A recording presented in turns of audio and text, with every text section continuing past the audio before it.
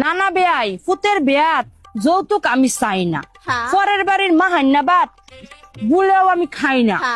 শর্ত খালি একটা আমার, জামাই দিবেন সাজায়া, ফুতের বউরে আনবা মামিয়া দুল কত্তার বাজায়া, সেরি সেরা থাহার লাগিয়া খাটটা হইছে মেন।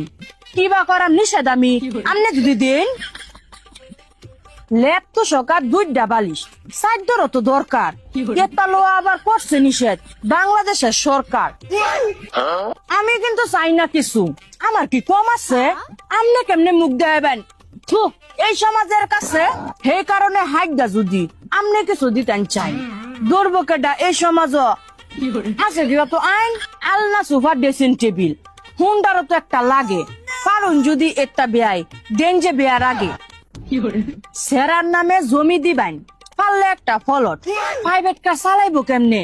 রাস্তার যে জামজট, হের পরেও প্রাইভেট কারটা যদি দেন সেরাটার নামে, আপনার তো সুনাম বেয়াই পারবো দেশ গ্রামে। নগদ টেহা দিলে দিবেন, না দিলে তো নাই। কোনটা বিয়াই একটা জিনিস আমরা আবার কিবা চাই?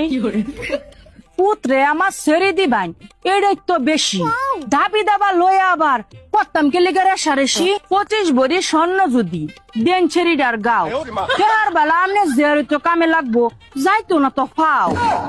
আমি কিন্তু চাই না কিছু, মনটা যদি লয় নিজের যে নামে দিবেন, যাইতো না তো খয়। পুতের বেয়াত কেডা আবার